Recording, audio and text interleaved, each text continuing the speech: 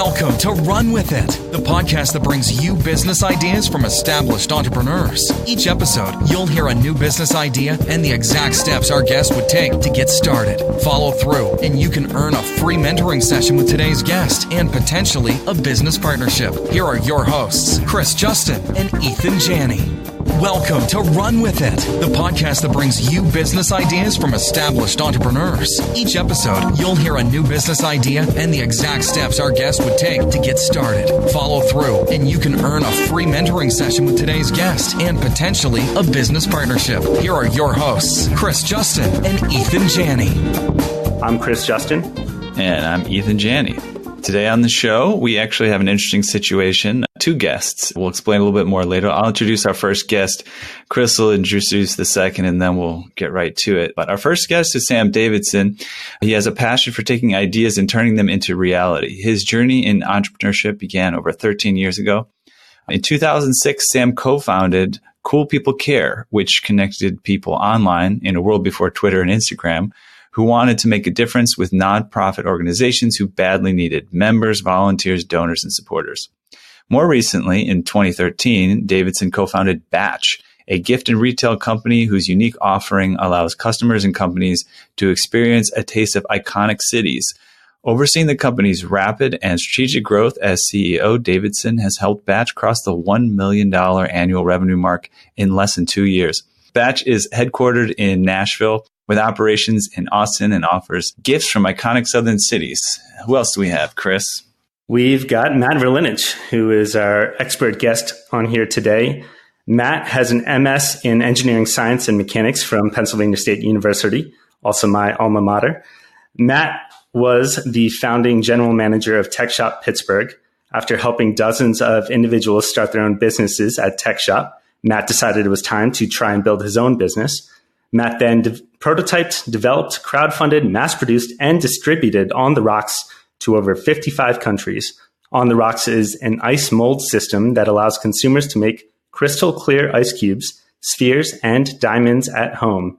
Now Matt is putting his diverse experience to work for Innovation Works as their manufacturing program associate, where he helps local entrepreneurs build scalable businesses by consulting and connecting them with appropriate manufacturing resources. So welcome to the show, guys. Thanks for being here. Yeah, thanks for having me. So I'm going to get us started here. I'll start by just explaining why we have two guests and then get started with Sam. First thing that happened was we contacted Sam to be on the show because of him running Batch and having a successful business there. And in a little bit of a pre-interview, we discovered that the business idea that he was tossing around was something that Matt might actually have some very interesting insight in. Matt is a friend of Chris's. And so we said, hey, why don't we bring everybody on and we can really get it even deeper into this idea than we normally would. So what I'd like to start by doing is asking you, Sam, so you've got this business idea. I'm a person who needs it. What is a problem that I have where I really need your new business or product idea? So what I've learned in the last almost 6 years now, running Batch and working with 300 different small businesses who are located all around the U.S., is there seems to be a problem that a lot of entrepreneurs, and particularly making or manufacturing entrepreneurs, so artisans, some would say, when it comes to scale. A lot of folks might start with a recipe that belonged in their family for generations. They're certified to produce that initially in their home or in a very small operation, but when they have the chance to scale and to wholesale that to major retailers, to a lot of specialty shops like ours, they just don't have usually the capital and the wherewithal to take that product and really go big with it, go national, go global. There are a couple options right now that sort of tough decisions that entrepreneur has to make. One, they can outsource their recipe to a co-packer. That's a very popular decision, but that could mean that their manufacturing facility is a couple thousand miles away. The other choice that a lot of them face is just to stay small. And so they're really limited and hamstrung by their own access to the facilities that they have to really grow that. And then on top of that, I think the piece that we've seen that is missing is a real chance for community. I think any entrepreneur, whether you make a physical product or you're in the digital space, there is a need for community. I think co-working spaces have demonstrated that people want that and need that. But in the manufacturing space, because you're toiling away in a kitchen, in a workshop or somewhere, you lose out on that sense of camaraderie and community because you've got to have physical space, not just for machinery and equipment, but maybe even eventually to store inventory that you've got to distribute. And so the solution, I think the idea to that is something that combines the best that we see in co-working with the best that we see in maker spaces that allows things to be created. But then on top of that, I think you've got a third layer of support services that helps those entrepreneurs start to distribute their goods, start to market their goods, start to really complement and fill in for the skills they don't have. Accounting, bookkeeping, for example. And so you've got a place that they can come and be residents, join. Again, I think we're going to hash out some possible models for that, but that they belong to that allows them to really go with their idea and take it from 0 to 1 to where it exists, or 1 to infinity, and really scale their idea in a physical sense, since they have different needs than some other entrepreneurs might have. So I think that leads us well into asking ourselves why we have Matt on the show. Chris, you want to help Matt tell us why he might be integral in this case? So I've known Matt for a long time. We actually studied at Penn State together. And when we first talked with Sam, he was the name that immediately jumped out. I said, regardless of this podcast episode, you need to talk to Matt. Matt is the guy who knows how to get this done. He's not going to sing his own praises too much, but he gave Barack Obama a tour of Tech Shop Pittsburgh back in the day. So nice. He knows what he's talking about. So Matt, why don't you tell us a little bit about your experience in makerspaces? Yes, I had an incredible opportunity. Thank you, Chris, for that generous introduction. But I had this incredible opportunity to open Tech Shop Pittsburgh. Whenever they opened their Pittsburgh location, it was at the time the 6th location Tech Shop had. They have since gone out of business. So I had this opportunity to watch essentially the rise and fall of Tech Shop and the whole makerspace ecosystem. And it's very much in flux right now with, is it really sustainable? And in what way is it sustainable? Is it sustainable as a for-profit, a nonprofit, a B Corp, artist space, shared studios, independent collaborations? I have friends who have just recently started up a couple of different like niche nonprofit type maker spaces in Pittsburgh.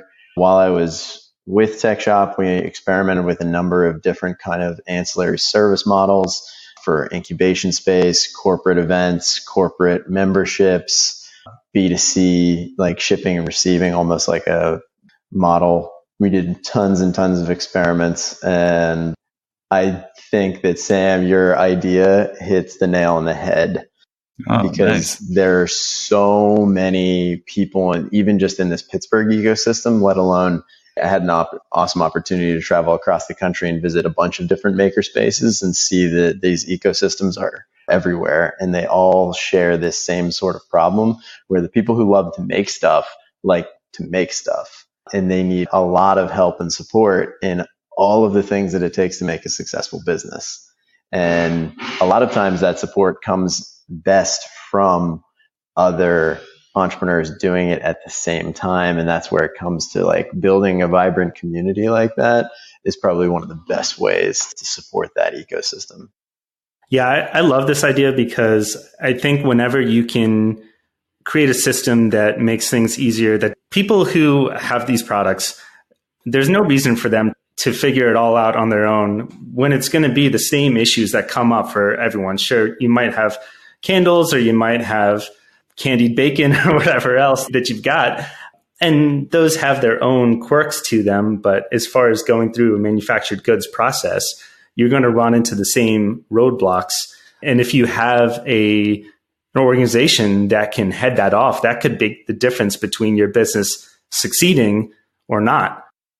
Yeah, and I think it's great to hear Matt's perspective on that, because I think the other piece, while currently there's sort of two categories of these maker spaces or artist spaces, and one tends to be, and the dividing line tends to be food and non-food. And so you've got, in most places, you have commercial kitchens, because the other thing that complicates this is that state law varies. While the FDA regulates a lot of food production and shipment, state law is usually on top of that, defining either in terms of volume, and that can be sales volume, or weight, that once you start producing over a certain amount, you've got to use certain facilities if you want to be able to wholesale. And again, some makers have to think, do I want to wholesale or do I just want to retail and set up a booth in an Etsy shop or distribute through Amazon or whatever that might be? And so because of that, usually these spaces stay separate because the food people do the food thing because of all the regulations and inspections that have to happen. And then folks who are woodworking or making furniture, art will be in a separate space because it's usually fewer hoops to jump through. And so usually those folks stay separate, even though they do have a lot in common. So that's why I think you've got a lot of need here, but also it can be a pretty tough thing to navigate because of some of the differences that food presents versus non-food. And that's just food that is shelf stable, not even food that needs to be refrigerated or stay frozen, things like cheeses and ice creams and things like that. So Matt, I'd love to hear your thoughts on what a collaborative makerspace could look like that addresses that point that Sam just brought up. Yeah, I think something that I've seen happens a lot is people try to build the ultimate solution to the problem immediately out the gate. And when you're talking about a big collaborative space like that, that's a massive capital expenditure to try to kind of build to suit this potential ecosystem. What we've seen is that when you're trying to build a community space, the most important thing is to build the grassroots community first and then scale the space needs as that community grows. Another aspect of that too is you want to maintain a vibrant and collaborative community. And so having people that aren't competitors to one another, then they can really maintain that sort of relationship and vibrancy of collaboration by sharing things that are maybe subtly different, like food versus furniture goods. There's a lot that they can share in common without ever becoming competitive to one another. Just in terms of, both need to be protected when it comes to shipping. Depending on how dense it is, you might need to consider volume-based shipping versus weight-based shipping, and how are you packaging it, things like that. So they can learn a lot from one another. That would be my take. My advice to people when they're trying to start a collaborative space like that is to always don't ask yourself, what are all the things that we need in order to develop our silver bullet solution, but rather, what is the absolute minimum we can get away with to get started, and then grow from there. Because you'll never be able to identify every little nook and cranny of this design and space and workflow, and how do you get materials in and out, and refrigeration and power needs and all of that kind of stuff first go around. Yeah, I think that's a great point, Matt, in terms of anybody could run with this idea and it would immediately be so giant that the infrastructure and the capital needs would just be impossible, I think. And I think that's a good point, because I think what we've seen when it comes to folks who are making a physical good, that what they start with is rarely what they end up with, because they'll realize, like you pointed out in terms of shipping, that gosh, if I change my jar size, I can be more efficient in the ingredients I buy, and I can save on shipping when I ship the end product to the consumer or the retailer or whatever that is. So I think that's very sound advice, because there are so many things. It's just like iterating an app. I mean, once people start using it, enjoying it, or once you get into the regular mechanics of manufacturing, you'll see what all changes, not to mention just the advances that happen in general when it comes to manufacturing. A quick story, one of our best-selling products, it's a jam that a guy makes here in Nashville, and he recently upgraded his system where he can now output 1,000 cases, so 12,000 jars a day, which is, I think, behind his monthly volume at this point. But he, for whatever reason, invested the capital in that capability in the hopes of growing. But in the meantime, he can backfill, and that line doesn't have to stay dormant, because he can manufacture for other folks, or they can come in and manufacture but use his infrastructure to fill jars of the same size. And so he didn't build a thing to fill every jar that ever exists, but just his jar. And if you happen to fit into that, so be it, and everybody wins. So I think allowing space to grow and to know that how you start is not how you're going to end up, then you'll be smarter when you start this concept, whatever that first step looks like. Well, first, just a great observation to make here. I mean, this is first of all, the value of like what we're trying to offer here is this kind of thought process of starting something. So it's always great to deal with someone who's been through the failures and the successes already. It's literally like you're a year or two ahead of the game. And so we could have just been having this conversation with Sam, and we could have come up with like all these genius ideas, and Matt could have been listening to the show afterward and say, no, that wouldn't work, and that wouldn't work, and that wouldn't work. So it's really great to have you exactly here. Given where the idea is at right now, just with what we talked about, Sam, what would be like a customer experience here, as the solution would present it to them? You can project down the line. It doesn't have to be in the beginning when you're starting out, but what are they getting out of the system? So I think, what the customer in this case is getting out of the system, I think first, which is something that Chris said, was the idea of community, this idea that people need to be near one another. So at a base minimum, they've got a place where they can show up, meet, see, be around other entrepreneurs facing similar problems. I think that's number one. I think number two, then they've got access to professional services, we'll call them. And so that can be a network of experts that helps them where they're weak. We see that a lot with things like financials or technology related to inventory, bookkeeping, things like that, legal, branding, marketing. That's really where we see folks, because these are passionate makers, but they cannot make a label that's appealing to save their life and sit on a shelf and develop some brand identity. So I think that that's a part of it. And whether that's in-house, that these are, you as the owner of this thing can provide those services, or you've got relationships where you're able to vet and farm that out. Because with that also comes mentorship. And so, yes, you can connect to someone who's currently in the trenches as well. But then also, if you've got a great ecosystem of people who have been in the trenches, whether they still are or not, but can offer some guidance, whether that's how to get a major distribution deal with a national retailer, or how to navigate selling on a channel like Walmart or Amazon or something major as well. And then the third piece that I would add would be that access to facilities, to making and distributing facilities. And so whether that's a kitchen or tools to do really high quality woodwork, and then everything to get your raw goods in and your finished goods out. And so the number of makers that we hear from that could do a lot more, a lot better, save money, improve margin if they just had access to a truck dock. But they're building where they are, just tractor trailer can't pull up. And so the fees associated with that, or how they've got to compensate for that. So some of that is very, very simple without having to sink $100,000 into a commercial kitchen or some state-of-the-art production equipment, is just also keeping those pieces in mind. So to me, those are sort of the three things you get, whether those become 3 tiers of membership or who knows what, but I think you've got to at least offer some, not all at once, but some element of each of those to make it appealing. One challenge, I guess, that could potentially come to mind is the people who are creating businesses like this or have some product. They're generally creative, they're entrepreneurial. What would you say to those people who don't feel like they need to have some sort of structure in place? They know the right answers, right? They want to be autonomous. That's why they became an entrepreneur.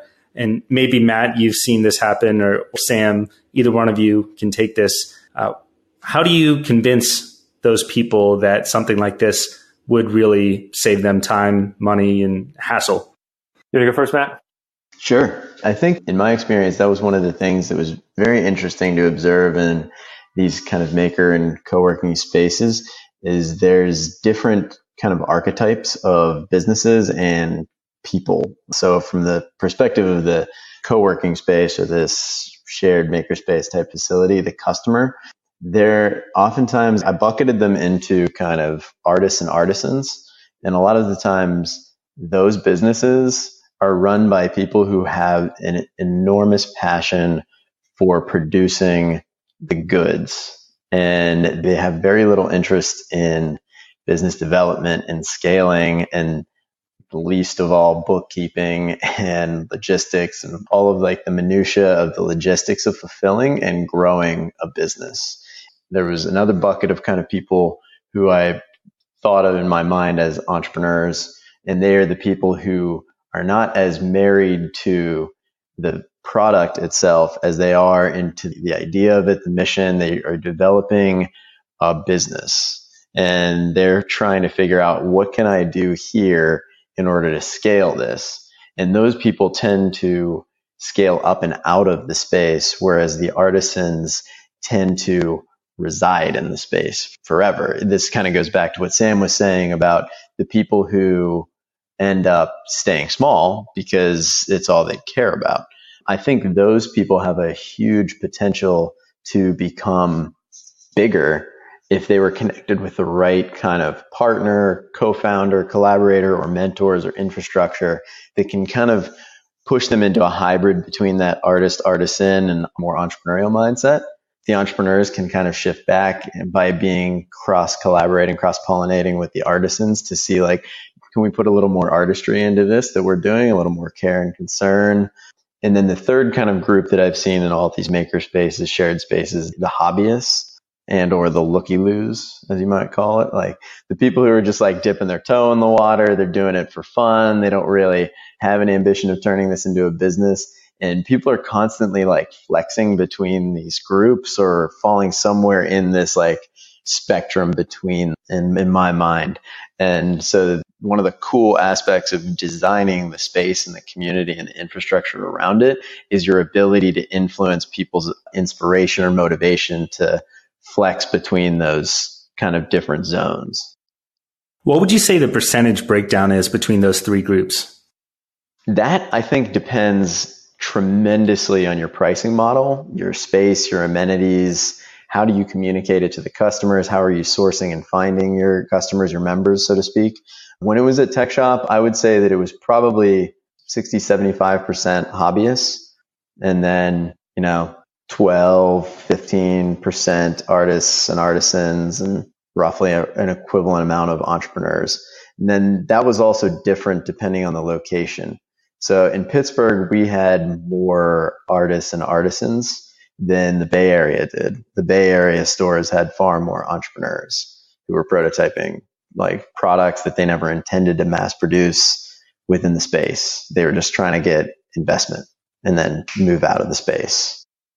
It sounded like to me, Sam, you wanted to target more of the entrepreneurs, or did you want to target the artisans and convince them to be entrepreneurs? Yeah, I think it could go either way. I do think that this idea is built more for the folks who want to scale in some form. And so they are at least serious about getting their financial house in order and understanding the metrics of their business, as opposed to the person who paints whenever inspiration strikes and they'll do a gallery show and that's all they ever want to do. Yeah, this is definitely for someone who either has had some success and they want to really go to the next level, meaning that they want to hit such a volume that they can't produce it where they currently are, which is either a shared worker space where you sign up for 4 hours and you go in there and you cook or you make and you leave, or they're in their house and they're about to, for their own sanity, they got to get out of there and start making somewhere else. Or it could be for the person who is still pre-production, but knows they want to scale, knows they've got something good. And so they might just show up with a jar of salsa and say, look, I make this at home. I bring it to work. Everybody loves it. Take it for Christmas. The family loves it. I got to make this thing, but I don't know how to go from this couple jars I make at home to global domination and the next salsa king. And so this is a space they could go and say, I don't know what to call it. I don't know how to sell it. They don't know how to do any of it, but they're willing to put it in the hands of experts who can take it to that level. And so again, part of that right now is they are cobbling those things together and they could have success, but this concept we're talking about could get them success, I think, much more quickly. I think, again, going back to that community aspect, I think Matt's categorizations are perfect because you could have hobbyists or looky-loos who end up seeing and networking with entrepreneurs and thinking, gosh, I at least want to try that or do that. If not hand it over, I can maybe become one of them after hearing their story and seeing their success. So I think that can be some of that byproduct where the community does the convincing as opposed to me, if I own this concept, convincing someone to scale. I found that's very hard because, again, we've worked with folks who just decide to stay small, either as a lifestyle choice or just from a standpoint of risk. They don't want to put the risk required under the current model. Yeah, that's a great observation too, is like that community. Oftentimes what I've seen is when people flex significantly between one of those kind of archetypes, it's largely because they've met somebody else within the space who have a totally different skill set or experience. And then they kind of pursue this together. And it takes on almost a new life because they've found that complementary, that team aspect to it. And that's one of the things that a lot of like solo entrepreneurs that I know struggle with working in isolation so much, because then they don't even know where to begin to go to find somebody with a complementary skill set. And it just happens in places like this. Yeah, that's great. And partnerships can be so much more productive than working in isolation. For sure. You touched upon this, Matt, and I think it's we're just, as we proceed along here, one of our next questions is kind of around the value of the solution and how much a customer would pay and why. And in some respects, those are sort of two different questions, right? The value of the solution, of course, if somebody starts like a large scale business distributing their salsa or something, I mean, it could be worth quite a bit in terms of what they get out of it, hundreds of thousands of dollars, who knows? But then on the other end of it, just, what are people willing to pay? There's risk at play even when you're starting a business, or if you're a hobbyist that's going to turn into an entrepreneur. You've probably actually seen the actual numbers, Matt, as well. So what are we thinking, guys, in terms of like the revenue coming in? I'll punt this to Sam first, because I do have like some serious numbers behind this. I lived it and breathed it. But yeah, so are you talking about in terms of what would someone pay for this concept to be a member of it? Or yeah. Yeah, I mean, for whatever part of it, is it like a monthly membership fee? If it is, how much would it be? That kind of stuff. Yeah, so my assumption would be that yes, you would pay something to belong, and it could be a tiered structure based on which services you're using. Again, I think because in my mind, these are folks producing, maybe even storing and distributing physical goods. Some of that's going to be on a per square footage space. How much the square feet of warehouse are they using? How many hours are they using in the kitchen or maker space? So yeah, that would be my assumption, would be that they would pay a fee for service and you'd have membership contracts and things like that.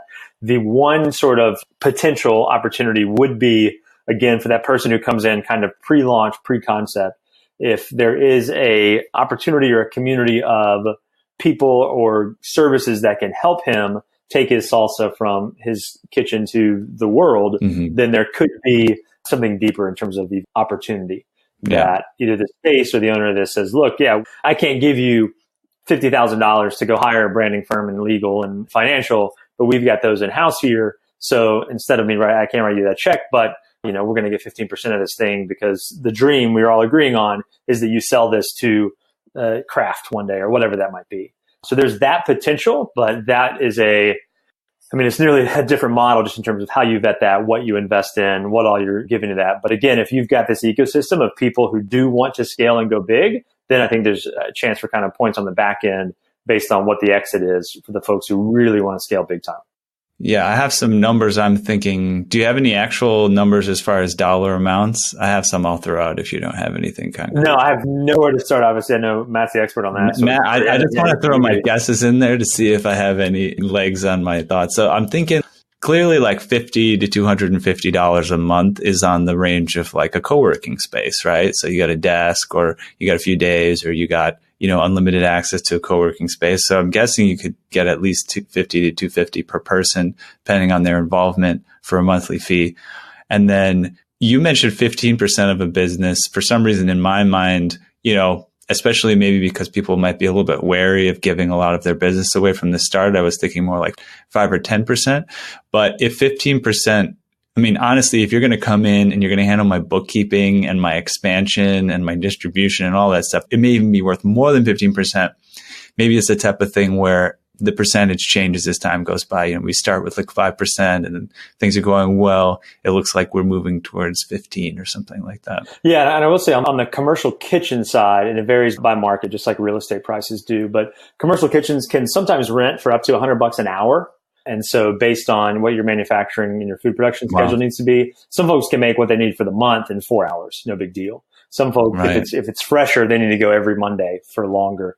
And so Nashville, I know, has both nonprofit kitchens and for-profit kitchens. And so those fees can range widely. If you go ahead and say, hey, I'm going to do 4 hours every Monday, then they can discount that hourly rate. But on the kitchen side, because you're using so much space and because it's usually exclusive, unlike co-working where you can have a bunch of people popping down on couches and desks, a kitchen, it's usually one person can use that dedicated space at a time, because based on what you're making, there can be cross-contamination. Again, the food side of things really complicates a lot of this. So if you do have that aspect, I know from the food side, that's something to think about from a financial model. And just from something that you may actually have experience with, like, let's say I do start a salsa business and it grows to a reasonable level. What kind of revenue do people get out of like a single food product like that? So yeah, I know one woman that sells, now she has two, but one SKU.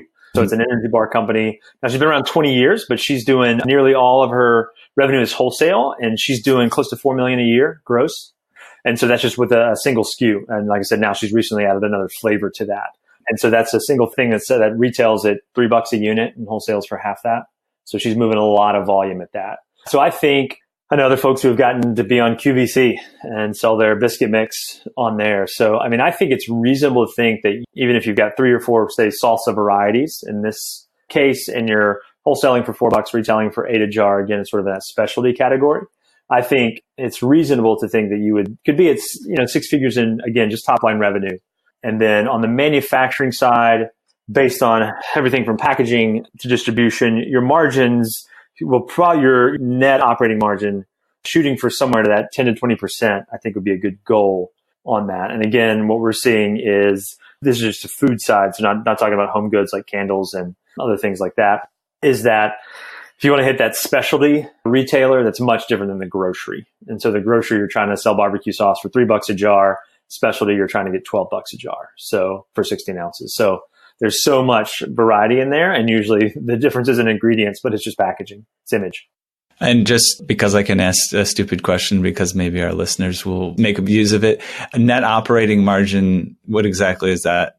So yes, I mean, some people call that, EBITDA. So basically what your total profit is at the end of the year. So okay. I think food manufacturing, again, it's still a range, 10 to 20%. So if you sell $1 million, you're walking home with 100 in profit. Got it.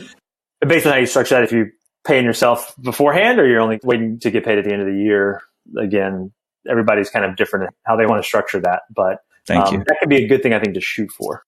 Matt, I can see that in your face that you're chomping at the bit to answer the question about the payment structure for a co-working space here. So go for it. Yeah. Before we move on to that, I just wanted to touch on the last thing that Sam just said there. That's such useful information that is so difficult to find, but it comes out so easily in these kind of shared spaces, especially shared around an industry. And just those little tidbits are like the things that create so much value in a community space like that, especially when people are working in related industries. So incredibly valuable. To come back to the whole pricing model and strategy, that's something that's really interesting. Like Chris, when you asked me before what the breakdown of the kind of users of the space like that are, and I said right out the gate, it's dependent on how you market it, how you brand it, where you put it, and what you charge. So I've seen everything from pay what you can type of sponsored spaces where they're a nonprofit and they're funded by some sort of funding agency that is looking to have a social impact. And so you pay nothing. Anywhere up to Third Ward used to have memberships in Brooklyn that was $500 a month. And that's relative to different market forces. And like Sam was saying, real estate prices and different market realities. Tech Shop was an interesting case because they really tried to force the exact same, not only capabilities, but pricing model across all of these different markets. And what we saw as a result of that was that it tapped out rapidly within approximately 12 months, plus or minus 6 months. Every single tech shop that opened hit a membership plateau and it never changed. And so it was purely dictated by the price that you assigned to the membership. And so for most of the time that I was there, the price was $125 a month. And that was too expensive for a huge swath of the market, like the hobbyists. So it kind of precluded a lot of people, but then it was too cheap for a lot of the entrepreneurs, the serious business owners who were using that space, because they got access to a 17,000 square foot space that they could essentially have run of the full place at $125 a month. And if that would have taken off in a big, serious way, it would have only taken a couple dozen serious businesses to completely overwhelm and take over the whole space. But that never really happened. And it was always this delicate kind of balancing act. And so I think that, there's an optimal answer for every single space as it's branded, as it goes. So there is no single answer. The answer is you have to really keep track of your data, know who your customers are, stay in touch with them, make sure you know what they need, and charging accordingly. Another thing that we've kind of touched on, like Sam was talking about the $100 an hour for some kitchens, some are nonprofit, some are for-profit. That's one thing that's very interesting. We would get all of the time at Tech Shop. How much is it to rent the table saw per hour? And it's like, no, that's not how this works. It's like a gym. It's a monthly membership. They're like, why? Why the hell would you do that? I just want to use the table saw for an hour. It's like, I just want to do crunches on the crunch machine. Yeah. And that's something that you kind of run into. And the answer that's really difficult to explain to people is when you have a monthly membership model for a place like that, just by having that, you're deliberately trying to encourage a month-to-month membership type community, almost like a subscription box in a way too, where the name of the game is retention.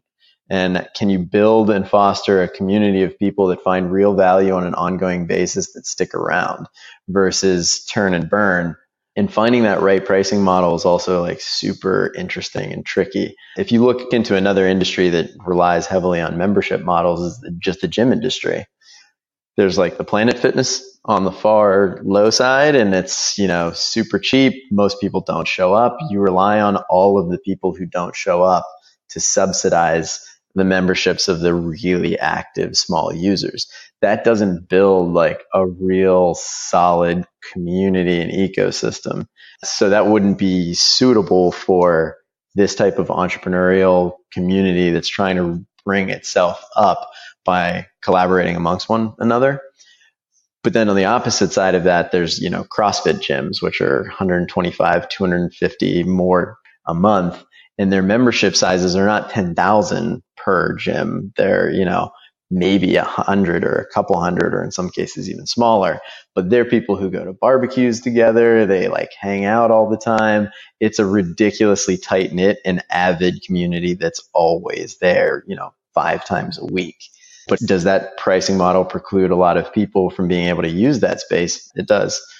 But that's the inevitabilities and the realities of how do you size and price this kind of business, and what amenities do you focus on? Like CrossFit gym's not going to have your crunch machine, Ethan. Sorry. I want to put a coin in for every crunch. That's one question that maybe you can answer specifically around the pricing, Matt, would be how much revenue does an average makerspace need to draw in per month?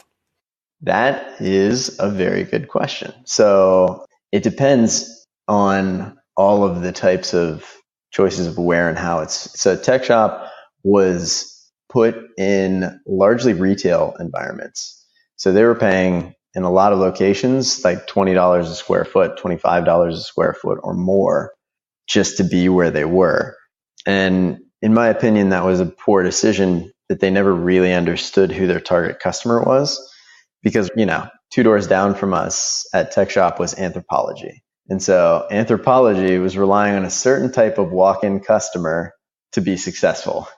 And they were there before us, and they're there still. The type of people who were going into Anthropology were not the type of people looking for a table saw or a welder or a water jet. And so that put our monthly expenses at around $100,000 a month.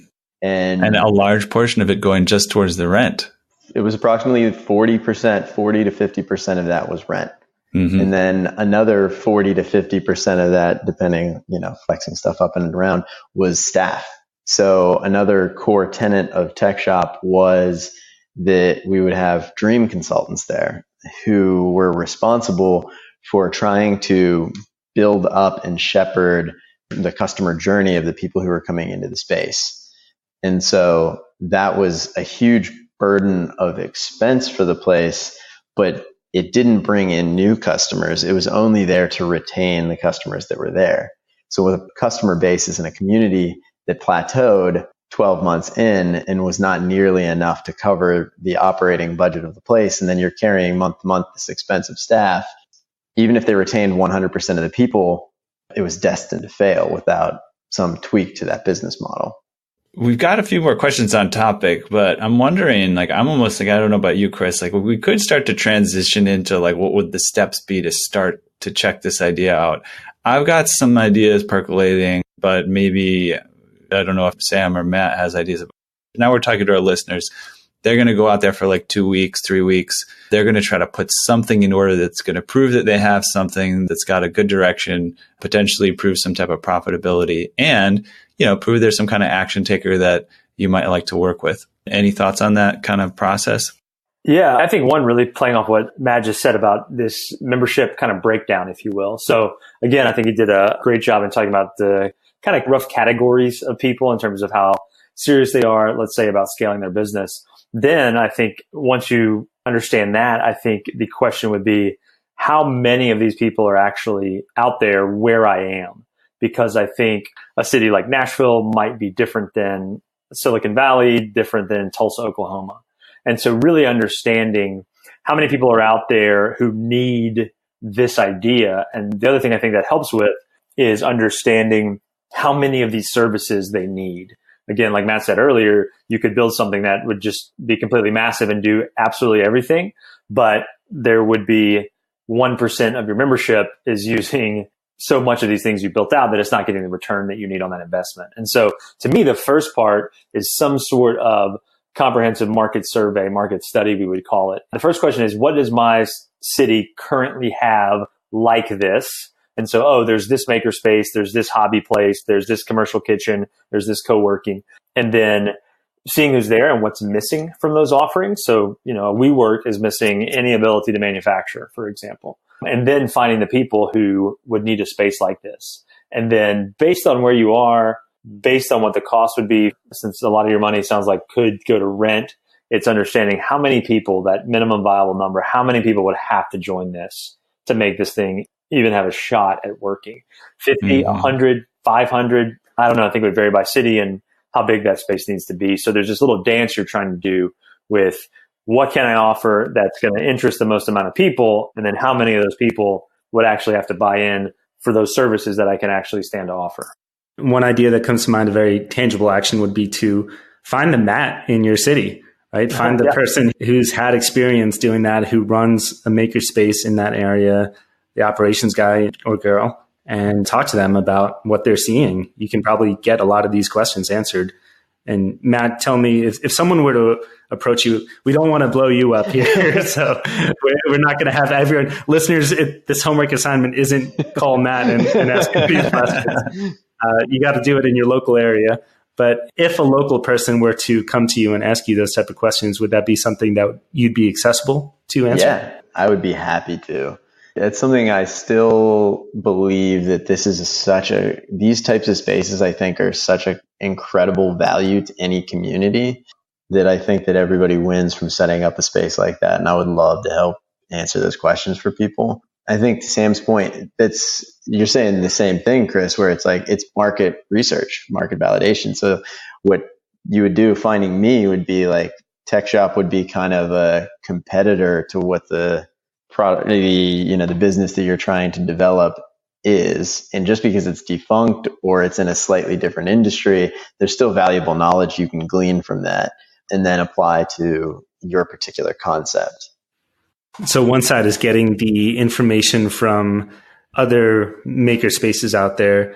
The other side that comes to mind is building up the community, right? And maybe that's you create a Facebook group, or maybe it's you go to some meetup events and you start trying to create that community and just, drum up interest. Maybe you have the potential to pre-sell some memberships, but I think that you have to service both sides there, both on the experience of the makerspace and also the community. Absolutely. Yeah, and I think for some of that on the potential customer side, go to your local farmers market, go to a neighborhood festival or something where they have artisans with booths selling things, and just ask them where they're currently manufacturing and making, where they wish they could do that. And I think you just start compiling that list, because when we started Batch 6 years ago, that's the first thing we did is we went to these markets and fairs and festivals and just met people who were selling stuff and got their info and told them that we were starting a retail company. We wanted to sell their stuff. And so it'd be the same thing where you're trying to provide them services, but they exist in your town, no matter how big a city you're in. If you're listening to this, they exist. You just got to go to where they are, because they don't have a shingle. They don't have their own store. You can't look them up in the phone book. You could maybe Google them, but again, they're busy making and trying to the hustle and sell their own stuff. So you got to go find them. One other aspect of this whole concept, which is interesting, is Tech Shop was largely, for the most part, the majority of the business was a B2C business. We were looking for individual customers who then might want to start a business. If you design this space around people who already have businesses are a lot easier to find than consumers, because they're out there trying to do business. They want to be found. Mm-hmm. So like, that's exactly what Sam's saying is go to the farmer's market. Right. That's where they are. You can make a list. You can count them. You can figure out exactly how many of a certain type of businesses in your area in a day. I'm feeling like a combination of all the things that have been on the table, especially inspired by some things that you said earlier, Matt, about how, and what you just said, Chris, in that, it starts with the community. And, masterminds can be a very powerful thing for people, especially if they have the right people as in the mastermind with them. Depending on the mastermind, sometimes they're run by an expert or someone who can help everyone and sort of guide things and oversee things. So I'm imagining like if you can get people to, and people will pay for those masterminds depending on what they expect to get out of it. So let's say you started by, selected a neighborhood you want to go in where you think there's a high proportion of makers in a specific area. Let's say it's food manufacturing kind of stuff where there's like a farmer market weekly. I lived in Brooklyn, so this all seems like you started in Brooklyn, and you mentioned Third Ward, of course. Yeah. So you start in my old neighborhood in Brooklyn. You meet people at the farmer's market and at the fair, the fairs and things like that are going on. And you say, hey, I've got this guy, Sam Davidson, this guy, Matt, and they're going to run a mastermind, and only to people in this geographical area. And they're going to guide you towards like turning your product into an actual business or whatever, right? But you pay, it's a monthly fee. On top of that, the whole eye is that you're part of an audience that we're trying to gear a makerspace towards. I'm almost seeing like they're already paying for the mastermind. They think it's worth it. You're giving them valuable advice. They're on the right trajectory, but they're also chomping at the bit about this exciting idea that a makerspace is going to develop that is tailored towards them, and the whole thing could start with just like a group of 5 people who it could be lucrative just starting with that and having some income and paying people for advice and maybe setting, a portion of that revenue aside for that makerspace that's going to be made, and also letting people know when it's coming, you're going to pay a monthly fee. And I'm guessing there's somebody just waiting to get XYZ machine, or just waiting to get a truck where they can pull up a truck and have a delivery or whatever. And they know how much it's going to cost them to do it on their own. And you say, oh, we're going to set it up so it's just a monthly fee. And they're going to be like, yes. When? Oh, yeah. That's a really interesting point. It's a great observation, Ethan. That's actually how most of the most successful spaces that came of the makerspace concept, the shared like co-working space concept, they start with a core group of people who have so much passion around this idea that they just look around this small group and say, okay, what do you need? What do you need? What do you need? Let's rent a garage, buy those tools, donate those tools. You have a table saw, you have this drill press, we'll put it in the same space, work together. And that starts this kernel of a community that then just continues to grow and grow from there. And that also shapes the community based on its own needs. So Tech Shop blew up because it started in Palo Alto and it attracted a small group of entrepreneurs. So one of the early success stories out of Tech Shop was actually Square. The credit card swipe device was prototyped in the original first Tech Shop location. Wow. And then it grew up to be a $4 billion company at the last time that I ever looked at it. But that's one of the funny parts is like, people would always ask us and say, oh, did you get any equity in that? And it was like, no, they weren't set up to do any equity in that. So it could have been a huge opportunity, which could have saved the whole thing, but it also could totally twist the mission of the company. And it's important to kind of understand that. And I think James McKelvey was one of the co-founders who did a lot of the prototyping in the original Palo Alto location. He was from St. Louis. And so right near the end of Tech Shop's time, he was instrumental in pooling together a group of people in St. Louis who got a Tech Shop to move to St. Louis, his hometown. So while TechShop never really got any equity in Square, it did kind of spawn some like genesis of growth for the company. And it's tough to connect those dots whenever they're not like straight equity and return on investment type stuff. But that's just a decision that you'd have to make in growing a space like this. I think that's a beautiful place to start wrapping up here. We took this big idea and we kind of narrowed it down into something that people can bootstrap, which is exactly what we want our listeners to get started with, right? If you only have a few weeks in order to show some progress, impress Sam, impress Matt, these are some of the actions you can take, and they're exactly the actions that we would take to get this going. So they're worthwhile to pursue. Follow through on them. Send us an email with what you've done to update@runwithit.fm. We're going to go through and pick out some listeners that really impressed us with the actions that they took, and we'll connect you with Sam and with Matt. You'll get some advice from them and a possible business partnership with these guys. So, that's a very powerful opportunity available to you guys just for being listeners. Follow through, take some action, and report back to us. Want to circle back with you guys before we end up here. Sam, do you have any plugs you'd like to share? Where can people find out more about you? Anything else you'd like to add to the podcast? Yeah, they can find out more about me personally and my experience as an entrepreneur at my website, samdavidson.net. But then, of course, they can check out batchusa.com to see what all we do, what all we sell, all the different makers that we've been working with the last 6 years. Great. And Matt? I need to get a personal website. But if you catch the spelling of my name from the title of this, I'm the only one in the world. So, in this day and age, you can find out pretty much my entire life history online by Googling that. But the website for my business is clearice.rocks, ROCKS, not ROX. Not that kind of website.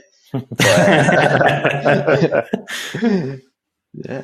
All right. Very cool. Well, thank you guys so much for being here. I feel like this was a masterclass all about maker spaces, which is really interesting. I'm sure we could dive in 100 times over on several of these questions, but I think it's a good taste for our listeners, and looking forward, listeners, to whatever actions you guys take, and email us at update@runwithit.fm, and we'll see you next week. Great to meet you, Sam and Ethan. Thanks for having me on the show, guys. Yeah, you bet. Thanks. Yeah, for sure. You too. Now it's time for you to run with it. Follow through on the action steps discussed and email a summary of what you did to update@runwithit.fm. Every listener who emails us will gain exclusive access to a private Facebook group of action takers. And one listener will earn a free mentoring session with today's guest and potentially a business partnership. Help us build the Run With It community of generous entrepreneurs. Please like, subscribe, and review us online. And remember, the secret of getting ahead is getting started.